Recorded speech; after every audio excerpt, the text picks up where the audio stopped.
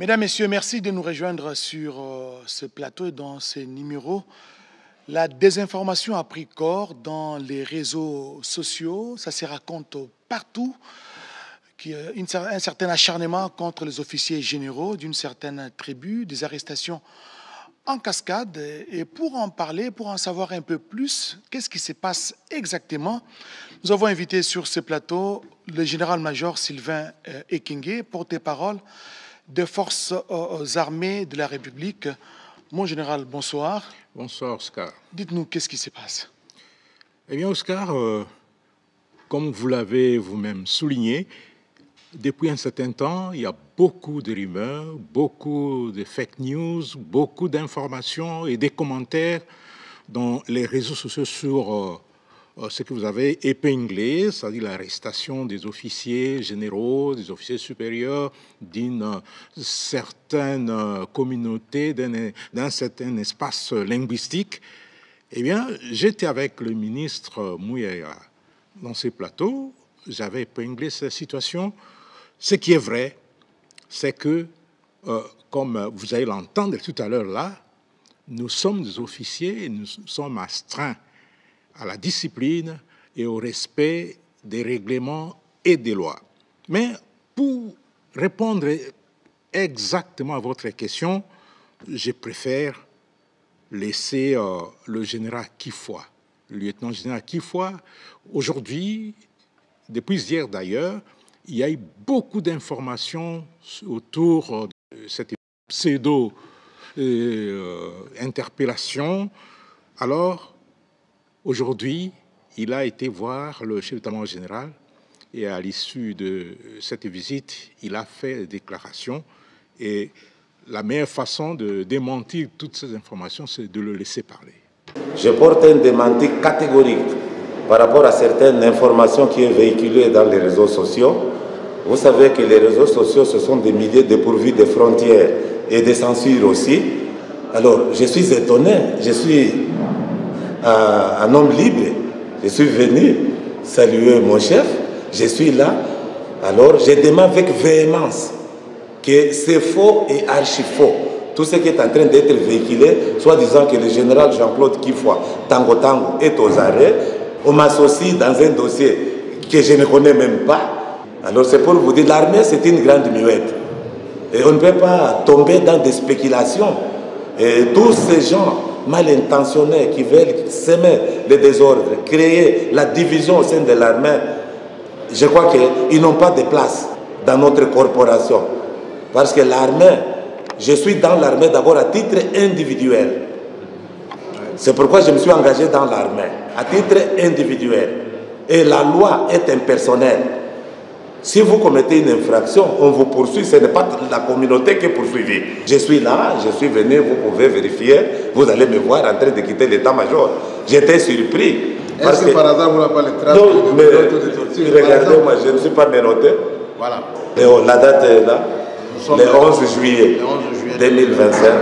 Donc c'est pour vous dire que c'est faux et que les gens n'attachent pas une importance à toutes ces informations qui n'ont qu'un seul objectif d'essayer de diviser des communautés ou bien d'intoxiquer les militaires. Et après lui, le chef d'état-major général, lui aussi s'est exprimé.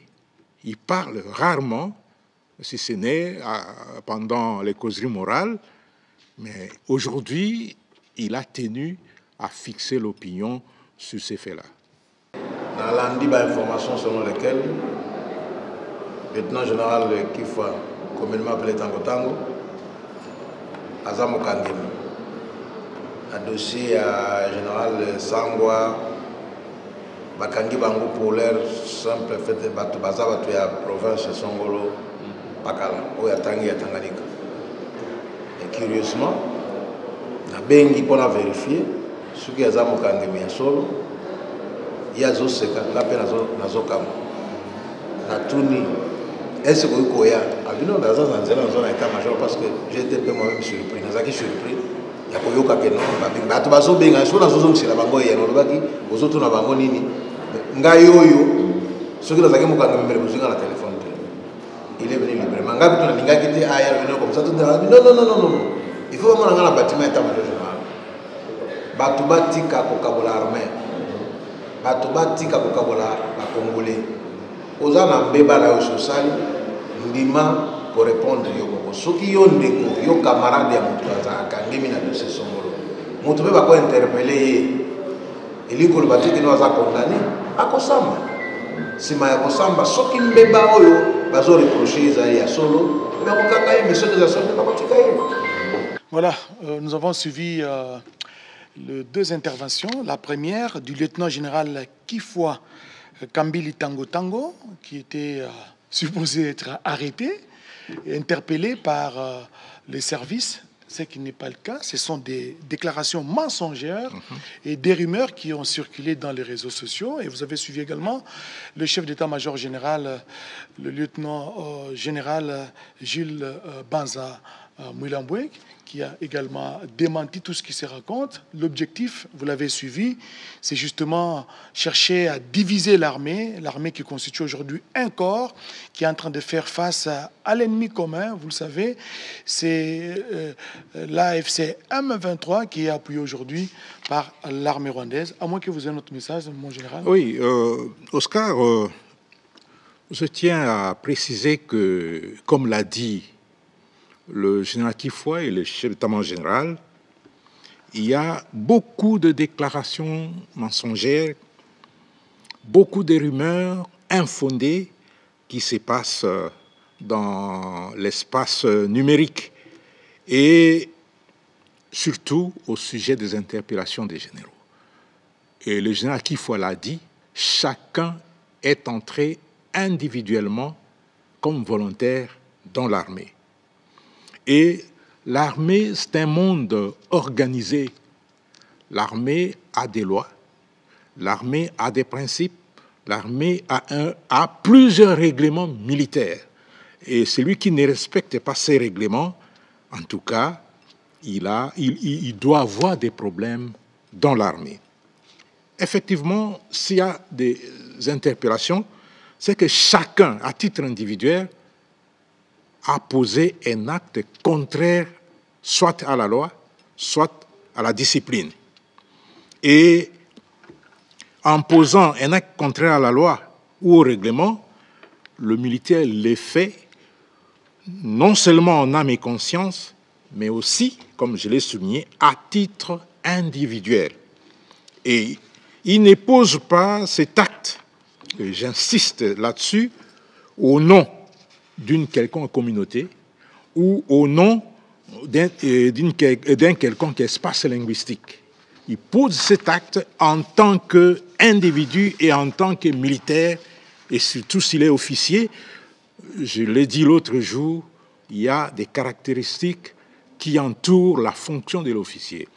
Il y a des valeurs qui entourent la fonction de l'officier. Et si vous ne respectez pas ces valeurs, vous ne respectez pas les qualités d'un officier, eh bien, la justice va s'occuper de vous. Et en cas d'interpellation, qu'est-ce qui advient? En cas d'interpellation par les services, effectivement, il y a des investigations qui sont organisées. Il y a des enquêtes. Si on constate que vous n'avez rien fait, on vous libère, comme l'a dit le chef MG. Mais si on constate que les faits commis sont des faits graves, on vous met à la disposition de la justice militaire pour répondre des actes posés conformément à la loi. Et à ce niveau-là, si on constate que vous, pendant l'instruction, vous donnez les éléments de votre défense et ces éléments sont pris en compte, on vous libère. Et si les éléments ne sont pas pris en compte et qu'on confirme que vous êtes fautif, eh bien, vous subissez la rigueur de la loi. Et aujourd'hui, il y a beaucoup d'interférences, parce que je sais que l'armée a ses caractères apolitiques. L'armée est apolitique, il a plutôt un caractère national. Mais oui, aujourd'hui, ce qui se raconte dans les réseaux sociaux, c'est autre chose. Ce que vous dites est très important. Les forces armées de la République démocratique du Congo ont toujours insisté sur leur caractère national et apolitique. Alors, elles sont sans coloration politique, tribalo-ethnique, ou linguistique. Moi, je suis originaire de l'Équateur, mais chez moi, on ne me connaît même pas.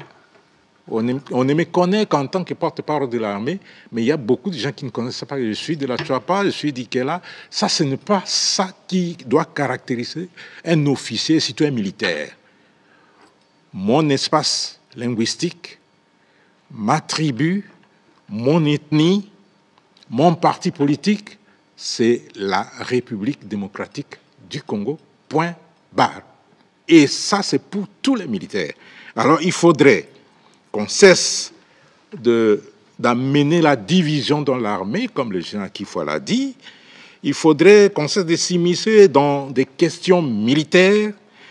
On ne peut empêcher l'armée et la justice de faire leur travail.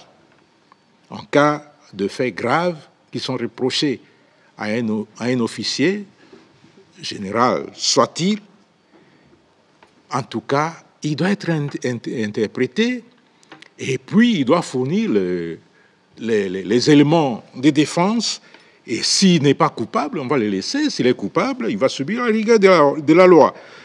L'armée doit rester loin des querelles politiciennes et loin des divisions que l'on veut amener en son sein. Une certaine opinion a toujours décrié ce que l'on qualifie aujourd'hui de détournement, des trahisons. Mais aujourd'hui, quand on interpelle, apparemment, on semble oublier ce qui... Ah, voilà. C'est exactement vouloir une chose et son contraire. On décrit, on dénonce la trahison, on dénonce l'infiltration, on dénonce le détournement au sein de l'armée. Mais lorsqu'on met la main sur les responsables, et vous voyez, même les politiciens commencent à crier, alors qu'ils sont les premiers à dénoncer. Et puis, on essaie d'injecter ce venin de la division au sein de l'armée. Donc, l'armée, c'est une structure, c'est une organisation bien carrée. Quand il y a des problèmes et qu'on constate qu'il y a des problèmes, on va arrêter et on va déférer devant la justice les responsables des actes posés. Ça, c'est pas négociable au sein de l'armée puisque la discipline en dépend. Et la discipline, dit-on, c'est la mère des armées, c'est la reine des victoires. Donc, en définitive, il ne faut pas s'immiscer dans les dossiers concernant l'armée. Non. Nous, on ne s'immisce pas dans les dossiers politiques. Il ne faudrait pas que les politiques viennent s'immiscer dans le dossier de l'armée. L'unique politique qui s'immisce dans les dossiers de l'armée, c'est le commandant suprême. Et à part lui, c'est le ministre de la Défense nationale, le vice-premier ministre, le ministre de la Défense nationale. Et eux, ils représentent tous les gouvernements, tous les politiques pour parler de l'armée. Mais il n'est pas donné à n'importe qui de venir s'immiscer dans des questions militaires, puisque c'est très dangereux et très sensible, puisque l'armée, c'est le socle de la nation, et il ne faut pas venir perturber son organisation, perturber sa quiétude. Mon général, peut-être faudra laisser à la justice de faire son travail. Je rappelle que je recevais sur ce plateau le général-major Sylvain Ekenge, porte-parole des forces armées de la République démocratique du Congo. Nous vous disons sincèrement merci. C'est moi qui vous remercie. De cet éclairage et merci surtout à vous tous de nous avoir suivis.